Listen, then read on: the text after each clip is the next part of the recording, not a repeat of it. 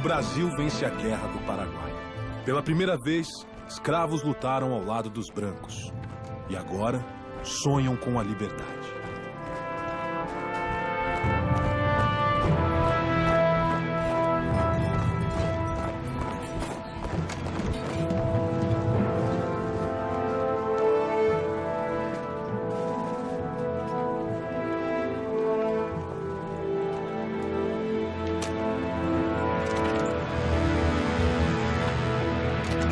O que tá pegando minha arma? Põe o grilhão nele!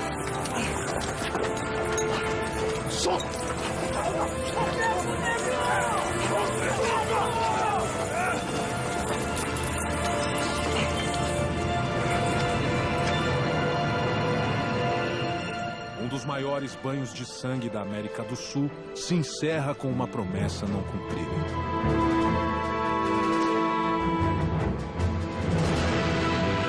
Nesse cenário turbulento, o movimento abolicionista ganha força, mas os latifundiários se recusam a contratar os negros libertos. Racismo silencioso. A sociedade brasileira finge que não aconteceu nada. Então não tem nenhum projeto que signifique a incorporação à política e social desse contingente. O Império estimula a vinda de camponeses europeus para substituir os escravos nas lavouras do país. E aqui encontravam uma terra onde circulava o dinheiro e onde tudo estava por fazer. Uma nova era se aproxima de um Brasil moderno e urbanizado.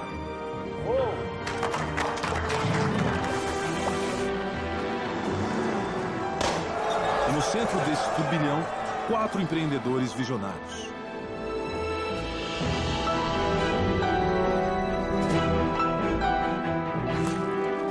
O primeiro deles, um imigrante italiano que perde tudo ao chegar ao Brasil, Francesco Matarazzo.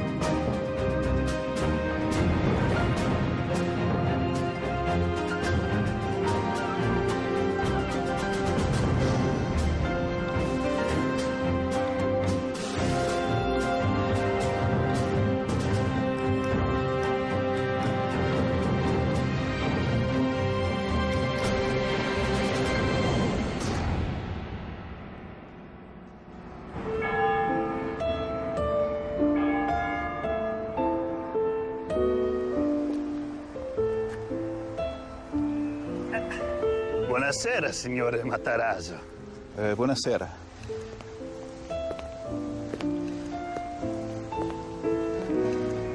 Gliel'ho già detto, mio padre non c'è. Ma i miei articoli, dove li leggi? Non lo so, gli affari non mi riguardano.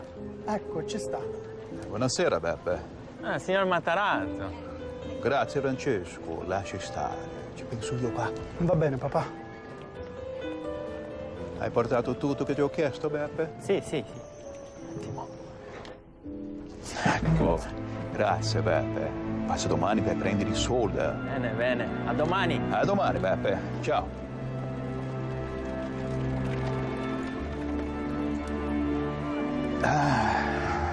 Figlio mio.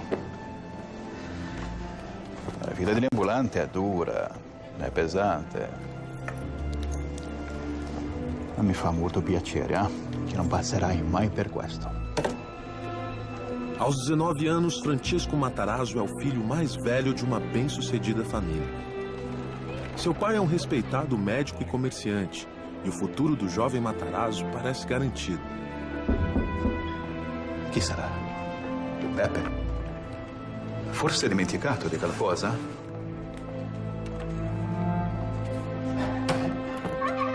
Prego. Signor Matarazzo? Sì, ci sono io. E lei? Chi è? Isto è per disonorare la mia moglie. Papà! Papà! Di qualcosa, papà! Qualcuno aiuto! Aiuto! Mamma! Qualcuno aiuto!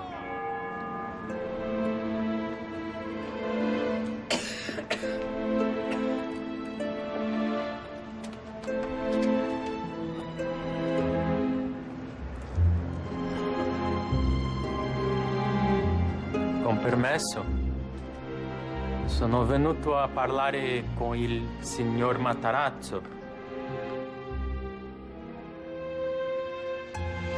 Sono venuto a ricevere il pagamento.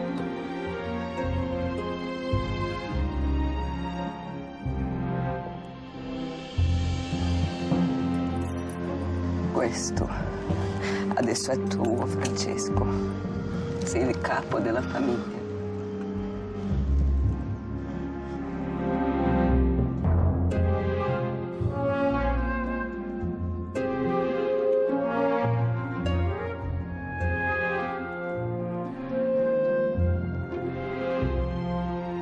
Buonasera, Beppe. Quant'è che mio padre ti doveva? O Matarazzo constitui exemplo de superação de adversidades. Dois fatores que são determinantes. Primeiro, a expectativa da mãe com relação ao êxito dos filhos. Isso na cultura italiana é muito forte. Mas, do outro lado, quando a pessoa, e isso é característica do Matarazzo, quando a pessoa tem que superar dificuldades cedo na vida, vai desenvolver essa habilidade.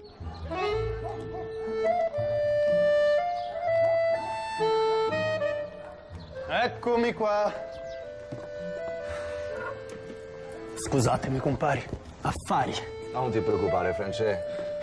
E gli affari, come vanno gli affari? Male, compari. Gli affari vanno molto male. Matarazzo não poderia ter assumido os negócios da família num momento pior. Os diversos territórios da Itália foram reunidos sob um único governo. A unificação causou uma grave crise nas províncias do sul, incluindo Castellabate. Se la situazione non migliora, compari, i miei affari si rovinano. E il nome Matarazzo va a finire nel fango. Francesco Grandino é um velho amigo dos Matarazzo. Sapateiro, ele embarcou para o Brasil alguns anos antes.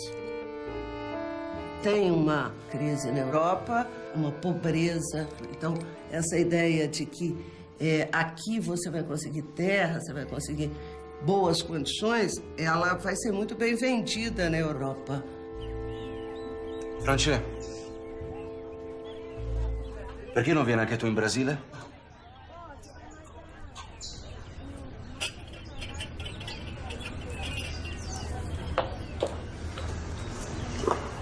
Io ci ho pensato, compari, ma non ho i soldi per portare tutta la famiglia. E il bimbo che sta per arrivare. Gli affari vanno bene, Francesco. Io quasi non ce la faccio con tutto il lavoro che c'è. E poi in Brasile è pieno di italiani. Parla piano, compare, parla piano. Ma tu sei un commerciante o che cosa, Francesco? Gli manca la materia prima, capisci? La materia prima è tutto importato, tutto.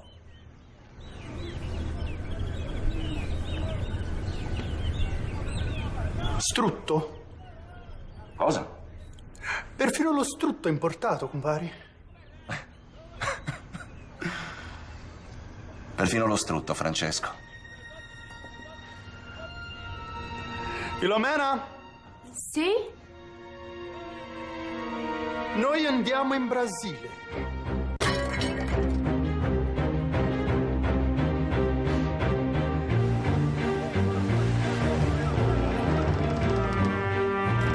Pode descer! Devagar! Devagar! Assim! Vem! Animado com a descrição do amigo Grandino, Matarazzo e sua família produzem 2 toneladas de banha de porco. Ele investe tudo que tem naquela preciosa carne. É a sua grande aposta para reerguer o nome da família na sua nova casa, o Brasil. Devagar! Vem! Não! Volta! Volta! É muito peso, tá soltando! No! Qualcuno faccia qualcosa! Volta! Aí! Cuidado! No!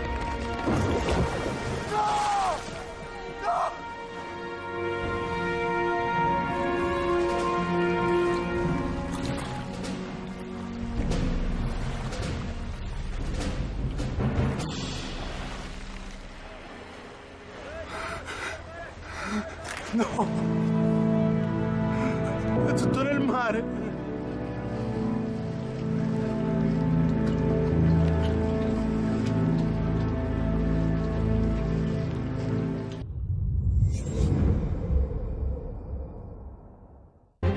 Fugindo da crise econômica que assola a Itália, Francesco Matarazzo aposta tudo o que tem num carregamento de 2 toneladas de banha de porco e imigra para o Brasil. Mas, ao chegar no porto do Rio de Janeiro, No! No! uma inesperada tragédia acaba com seus planos.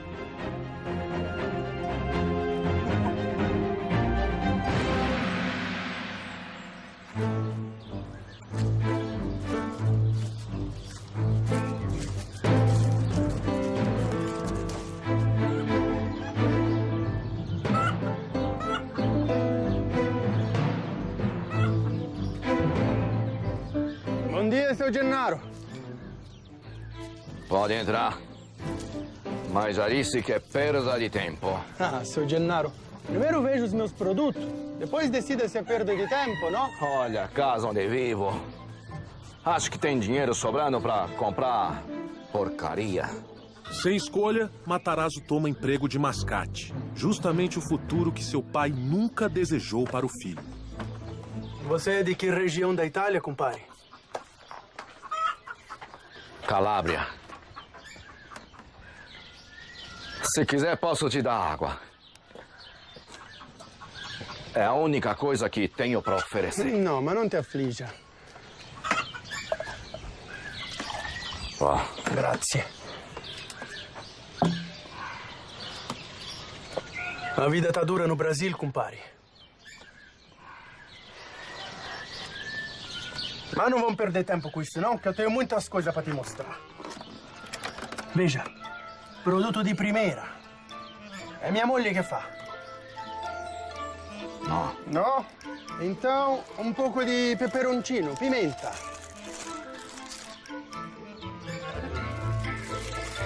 No. Espera, que eu vou te mostrar uma coisa agora que ti farà molto piacere.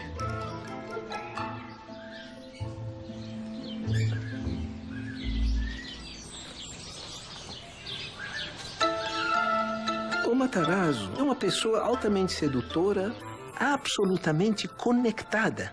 Ele conhecia não através de intermediários. Ele vivia no dia a dia a realidade do seu consumidor e potencial consumidor.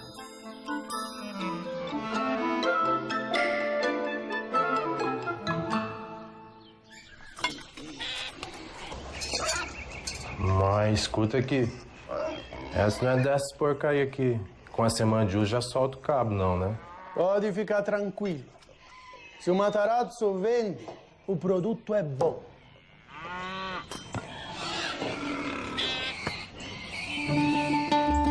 Compare, o que são essas latas que você tem aqui? É umas latas velhas de munição, a guerra do Paraguai. Eu já usei pra guardar umas coisas ou outras, mas não é pra nada, não. Ô, seu Francisco, o senhor me desculpa, mas não vou ficar com seu inchado, não, que a minha inchada ainda aguenta. Não, espera. Vou te propor um negócio. Você compra enxada e eu compro aqueles porcos que você tem ali fora. Mas o senhor negocia com porco. Comecei agora.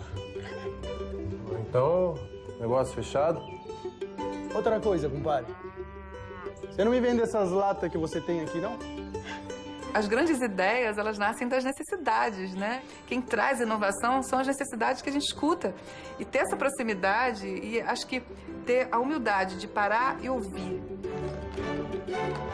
Usando o dinheiro que havia guardado até então, Matarazzo compra os porcos e constrói ele mesmo uma prensa de banha.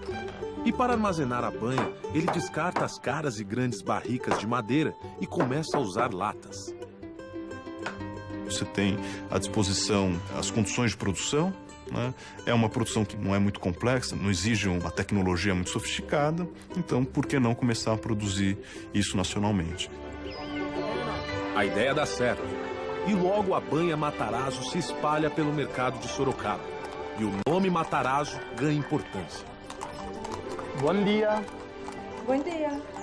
A senhora sabia que essa banha aí sou eu que fabrico? É mesmo? Banha a brasileira. Sim, muito buena. Mas toda boa ideia logo encontra imitadores. Matarazzo já chegou longe demais para deixar que um concorrente fique em seu caminho. Não, nem adianta insistir, vai, não vendo mesmo. Mas, compadre, eu já te ofereci o dobro do que vale esses porcos. Não. Não? Não vendo meus porcos pra você. E posso saber por quê, compadre? Você já comprou os porcos de todos os sítios da região? Pensa que eu sou besta, é? Eu vou vender pra quem pagar mais. Matarazzo decide comprar todos os porcos de Sorocaba para controlar a oferta e os preços da matéria-prima. Mas você não acha que uns porcos bonitos desse devia ficar com o Matarazzo? Já disse, paisano, não vendo. Entendo. Mas você já ouviu o que dizem por aí, não ouviu, compadre? Quem fere Matarazzo morre. É o que dizem.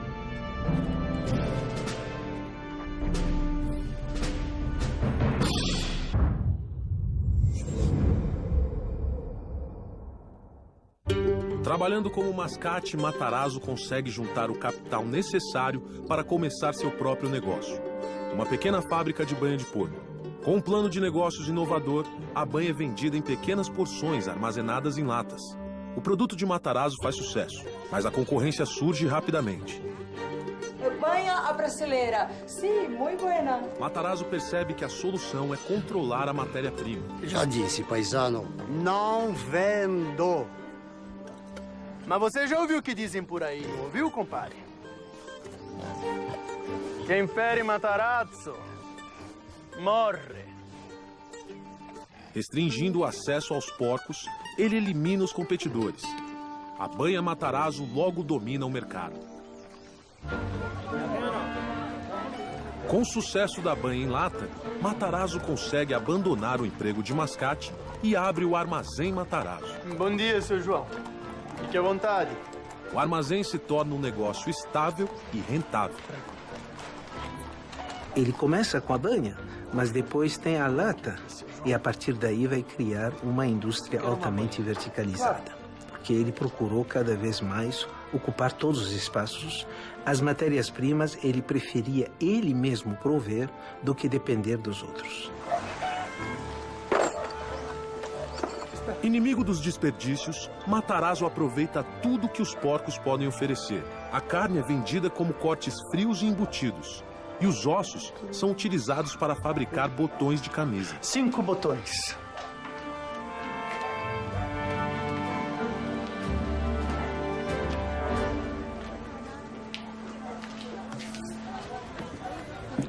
Grazie, signore. Mas Matarazzo ainda está apenas começando. Francesco, esse ou esse? A capacidade de gerar inovação e continuar sendo pioneiro é o que vai fazer a diferença entre o sucesso e o fracasso no longo prazo. O que a gente criou no começo foi o pontapé inicial, mas a inovação não pode parar por aí. Os negócios vão bem. Matarazzo traz 2 irmãos da Itália, cria a Matarazzo e Irmãos e abre 2 novas fábricas de banha. No mesmo ano, a princesa Isabel assina a abolição da escravatura. Numa economia escravista, quem é que consome? A elite, o grande cafeicultor, o grande senhor de engenho. O que acontece quando introduz o trabalho assalariado dentro dessa produção de café? Esse trabalhador que vem como imigrante recebe um recurso para ser gasto dentro do mercado interno. Então, a ideia é que começa a se criar um mercado interno dentro do Brasil. Em 1889, é proclamada a República, o que muda o cenário político do Brasil. Francesco Matarazzo se prepara para a nova era, e ele não é o único. Essa concessão foi uma maravilha. Nós conseguimos. No Rio de Janeiro, o influente empresário Eduardo Palacin Guini consegue a concessão para construir e explorar o Porto de Santos. As obras se iniciam imediatamente. Quando o café começa a ser cultivado numa escala muito maior, São Paulo está estrategicamente colocada entre a região produtora e o porto, que passa a ser o Porto de Santos. Isso propicia dinheiro. Dinheiro traz crescimento. Em 1890, quando é feito o segundo censo nacional, São Paulo dobra de população. O Matarazzo percebia as demandas de prover produtos do mercado local para o consumidor local. A Matarazzo Irmãos abre um empório na rua 25 de março. O custo é alto. Matarazzo investe todo o seu capital. Afinal, o país está mudando. E esse mercado em expansão é o campo perfeito para um hábil comerciante fazer fortuna. Justo. Belíssimo.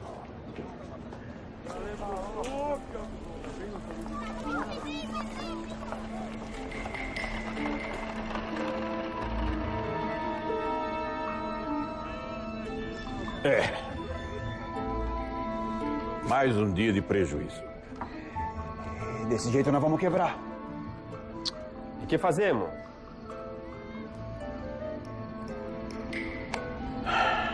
O encilhamento foi o resultado de uma política econômica estabelecida logo no início da República, que buscava o estímulo ao desenvolvimento industrial, mas que acabou gerando, por conta de uma grande emissão de moeda, um processo inflacionário e especulativo. Precisa pôr um pouco mais de farinha no saco, vocês também não entendem, eu sabem que fazer tudo eu. E que com isso gerou uma quebra muito grande de negócios em torno de 1891. Tô parado. Excuse.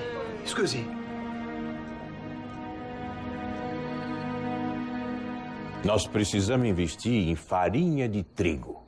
Farinha? Por que farinha? Massa, pão se consome todo dia.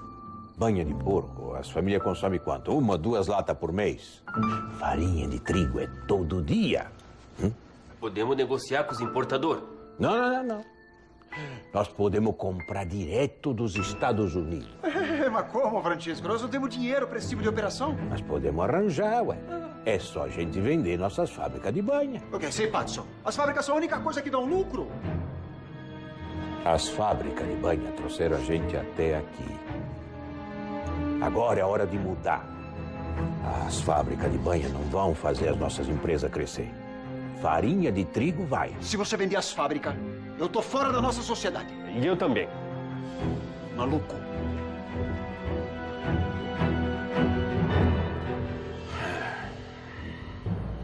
Matarazzo se recusa a abandonar sua ideia. Mas, para manter a sociedade com os irmãos, ele busca outros meios de financiar o plano.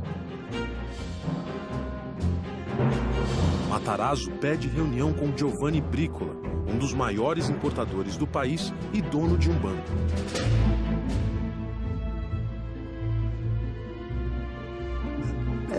Me responde uma pergunta.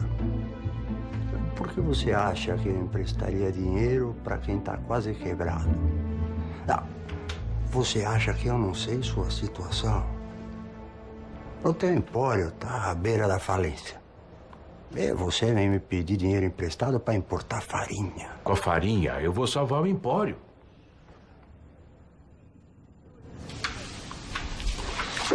Você não devia ter vindo para São Paulo. Escuta meu conselho, que é de graça. Volta para Sorocaba, cuida lá das tuas fabriquetas de banha. Tá bom demais para um caipira do sul.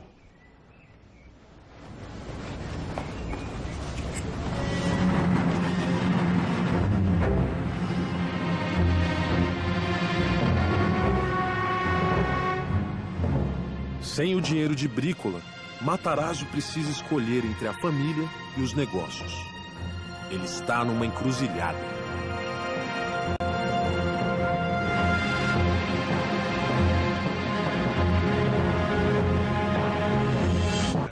Matarazzo funda uma empresa familiar com os irmãos e abre o Empório Matarazzo em São Paulo. Mas uma crise econômica coloca seus negócios em risco. Para salvar o empório, Matarazzo planeja mudar radicalmente seu modelo de negócios, importando farinha de trigo. Massa, pão se consome todo dia. Para isso, precisa de dinheiro. O teu empório está à beira da falência. E você vem me pedir dinheiro emprestado para importar farinha. E o único jeito de conseguir é vendendo as fábricas de banha de porco da empresa familiar. Mas os irmãos ameaçam romper a sociedade caso Matarazzo venda as fábricas para financiar o plano. Eu chamei vocês para falar sobre a venda das fábricas de banha. Pode parar, Francesco. Nós já dissemos, nós não queremos vender. Ponto. Eu sei disso. É que eu já vendi as fábricas.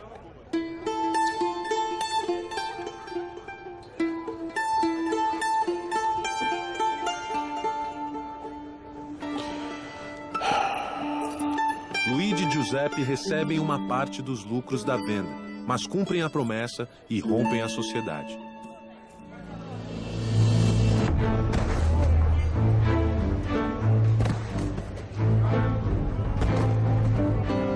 Matarazzo fecha a empresa familiar. Com o capital da venda das fábricas, ele funda a Matarazzo S.A., tendo Andrea, um outro irmão, como sócio. Além de aumentar seu patrimônio pessoal, o dinheiro é usado para importar farinha diretamente dos Estados Unidos. Isso é só o começo. A manobra dá certo e Matarazzo obtém altos lucros. Matarazzo encontra um mercado-chave, o pão de cada dia lá do trabalhador. Aliás, muitas dessas iniciativas dos empresários foi voltada para a massa de compatriotas que eles tinham aqui. Ele logo expande suas operações, importando arroz e outros cereais de partes distantes do mundo. Matarazzo atinge um novo patamar nos negócios. Para coroar a boa fase, ele começa a construção de uma mansão na recém-inaugurada Avenida Paulista. Com 19 quartos e 16 salas, é uma das maiores casas já erguidas na região. Como, aliás, em outras famílias, a mansão era a afirmação da prosperidade da família. Vocês viram o casarão que estão construindo na Paulista? Eu ia do Matarazzo. O sucesso logo atrai a atenção da população. Imigrantes italianos pobres se impressionam com a riqueza alcançada pelo conterrâneo. Pois um dia eu vou ter uma casa daquela. Sei pazzo! Um dos admiradores é um jovem imigrante italiano que chegou ao Brasil em 1889. Pobre e desempregado, mas cheio de ambições. Seu nome, Giuseppe Martinelli. Mas um conflito numa pequena ilha do Caribe ameaça a ascensão de Matarazzo. A independência de Cuba estremece as relações entre Estados Unidos e Espanha. E uma guerra pode estourar. Os principais importadores de São Paulo se reúnem para discutir a situação. É preocupante. Se estoura a guerra, a gente fica sem farinha. Mas vamos fazer o quê? Nós dependemos dos americanos. E não temos influência nenhuma sobre a questão cubana. Então, vamos torcer para que não tenha uma guerra. Existe uma alternativa. Vamos importar farinha da Argentina. É uma ideia. É uma ideia. Infeliz. Nós temos 20% de desconto na farinha americana. Não temos ligação comercial nenhuma entre Brasil e Argentina. E ficaria caríssimo. É uma ideia infeliz. É inviável. Vamos tentar estocar farinha enquanto podemos. Sim. Vamos construir um novo armazém. Apesar das dificuldades, Matarazzo decide seguir com seu plano. Ele vai para a Argentina e negocia a abertura de empresas e rotas de comércio. Como previsto, a operação demanda um grande investimento, mas Matarazzo está confiante de que a manobra será lucrativa. Qualquer empreendedor tem que ter um apetite controlado pelo risco. Como que esse risco vai ser controlada, como é que a gente vai lidar com o risco, aí eu acho que é a mágica, né? De entender até onde que a gente deve chegar, em que momento que a gente também tem que dar um passo atrás para depois dar 3 para frente. Mas, quando a farinha argentina finalmente chega ao Brasil, as previsões pessimistas de Brícola se concretizam. O preço da farinha no mercado brasileiro está baixo, muito mais baixo do que Matarazzo pagou para importá-la. Ele vai perder dinheiro. E não adianta. As contas não fecham. Fabrício. Senhor. Manda parar as obras da Paulista. Tem certeza, senhor? Não tem outro jeito. Francesco. Brícola. Mas você tá querendo alguma coisa aqui? Eu vim ajudar o compadre nesse momento difícil. E eu quero comprar toda a sua farinha argentina. Por um preço justo. Claro. Muito obrigado, viu, compadre? Mas eu já tenho um comprador para minha farinha. Mas que pena. Boa sorte nos negócios. Boa sorte. Para você também.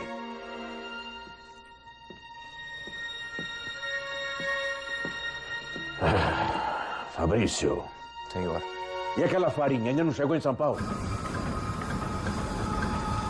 A carga de Matarazzo está sendo trazida a São Paulo pelo funicular, um trem puxado por cabos.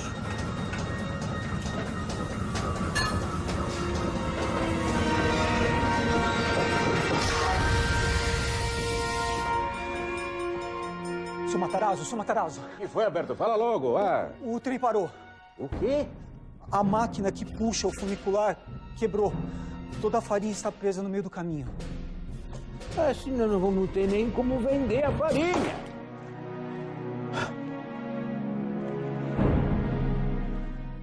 Estados Unidos e a Espanha, Matarazzo arrisca tudo e aposta na importação de farinha argentina. Mas a farinha chega ao Brasil custando muito mais que o preço de mercado. Para minimizar os prejuízos, Matarazzo precisa vendê-la o mais rápido possível. Mas o funicular, bonde que transporta as cargas do Porto de Santos até São Paulo, quebra. A farinha de Matarazzo fica presa e ele não tem como vendê-la. A aposta na farinha argentina ameaça seus negócios.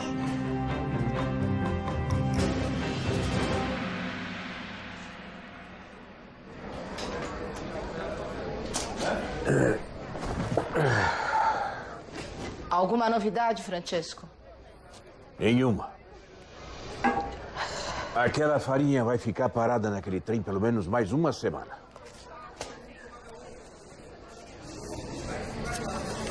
Mas eu não acredito. O que aconteceu, Francesco? Estourou a guerra.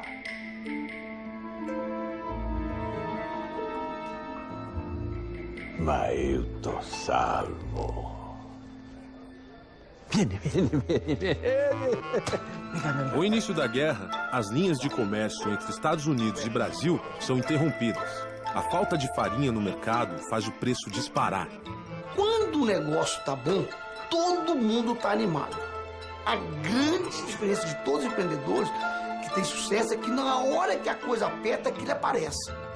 Eu posso pedir pro... Com a escassez de produtos americanos, Brícola só tem uma pessoa a quem recorrer para conseguir farinha: Matarazzo, o único a ter linhas de comércio estabelecidas com a Argentina. Matarazzo vende a farinha para a Brícola. A um preço justo, claro. E a sorte é fundamental para tudo na vida, né? Alguns dizem que não é bem sorte, que tem um pouco de bom senso, tem um pouco de esperteza, tem um pouco de estar na hora certa por algum feeling, alguma coisa mais que a sorte, mas vamos chamar tudo isso de sorte. As obras da mansão da Paulista são retomadas e concluídas. A fortuna de Matarazzo nunca foi maior. Martinelli acompanha de perto a ascensão de Matarazzo. Ele vai fazer de tudo para superar seu conterrâneo.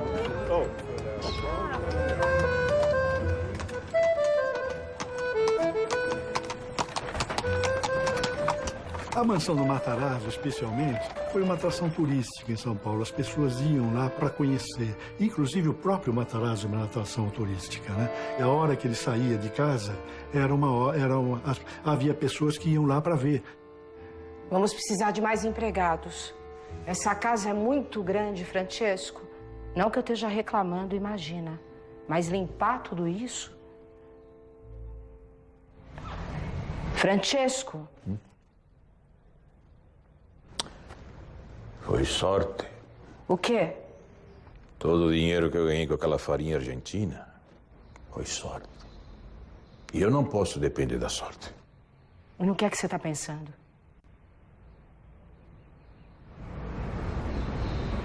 No próximo passo.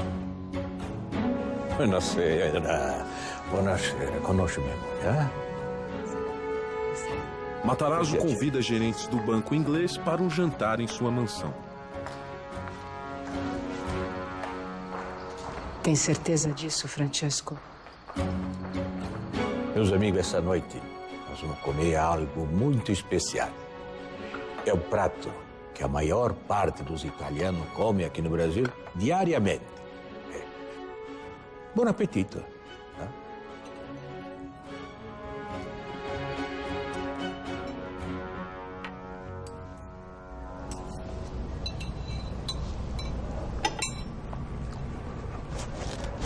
Pois é, meus amigos, vocês não precisam ser educados, não, viu? Eu sei que a macarronada tá ruim, mas vocês sabem por quê? Cozinheira nova? A farinha. Vocês acreditam que a maior parte da farinha que nós consumimos aqui no Brasil é importada? E quando ela chega da travessia, chega assim, azeda, quase estragada. Eu achava que você mesmo importava. Eu importo, mas eu não quero importar mais. Agora eu quero produzir farinha aqui no Brasil. Eu quero construir um moinho.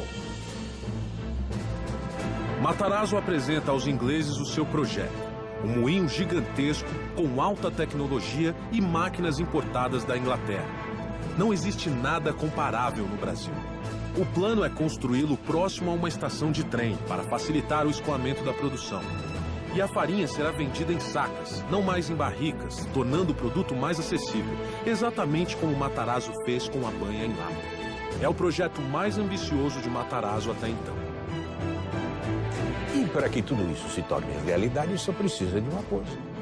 Um empréstimo do banco inglês. Mas o que foi? Algum problema? Não gostaram da ideia? Não é nada disso, Francesco. O projeto é bom, Francesco. Mas é muito caro. Caro e arriscado. Mas o que está acontecendo? Há quanto tempo que nós fazemos negócio? Alguma vez eu deixei de honrar minhas dívidas? Matarazzo vale o que assina, é? Não leve a mal. Nós sabemos que você é um dos comerciantes mais confiáveis desse país. Mas é um projeto que não é para um comerciante. É para o industrial. E são coisas muito diferentes. Um projeto caro como esse, se der errado, pode comprometer até o banco. E você iria à falência. E pelo bem das duas instituições, Francesco, nós vamos ter que negar esse empréstimo.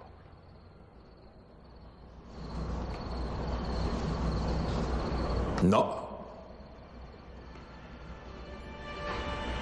Não é arriscado, porque não tem como dar errado. Eu sei que eu sou um caipira lá do sul da Itália, não é? Um mascate, um comerciante, como você disse. Mas uma coisa eu aprendi na vida.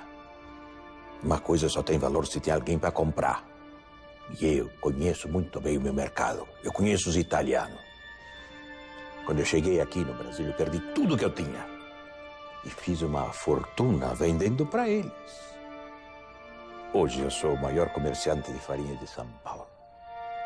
Com o moinho, eu vou ser o único fabricante.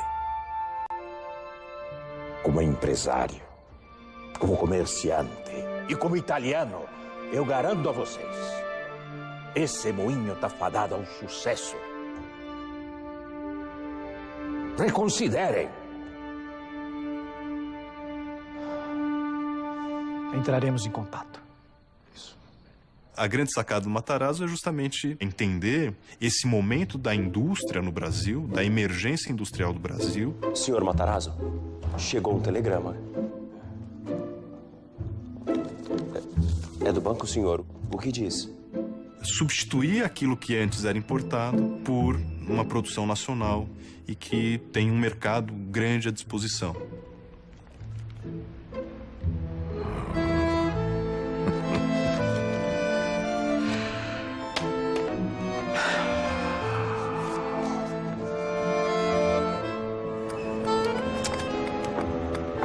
O banco inglês aceita fazer o empréstimo. As obras do moinho começam em ritmo acelerado. A construção do moinho Matarazzo termina em 10 meses, tempo recorde.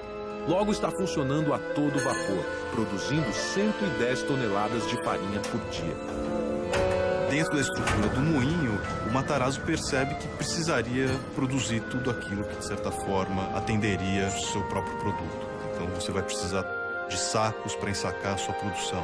Então é preciso construir uma pequena tecelagem de juta que depois vai daí derivar uma malharia para produção têxtil. É preciso ter uma pequena metalurgia por conta de ferramentas que vão ser usadas dentro da produção industrial. O moinho é apenas o começo. As fábricas de Matarazzo proliferam-se.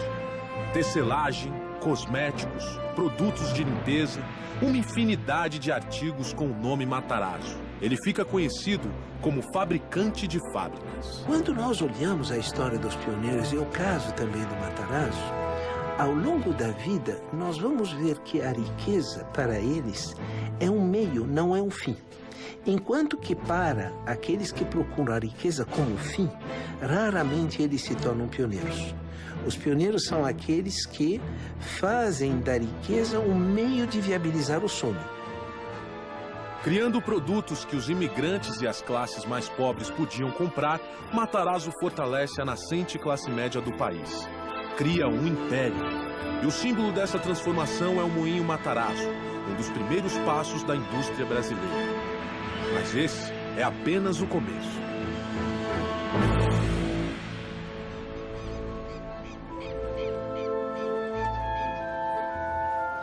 Yes. Há um trabalho bem feito. Um ambicioso norte-americano começa a se interessar pelo Brasil. Seu nome? Percival Farquhar. Com seu sócio canadense William Van Horn, Farquhar acaba de completar um ambicioso e bem-sucedido plano de linhas de bonde e iluminação em Cuba. E agora, Percival, o que vai fazer depois de Cuba? Eu tenho um pequeno projeto. Farquhar é da segunda geração dos grandes capitalistas americanos. A geração de seus pais construiu a indústria e a infraestrutura dos Estados Unidos.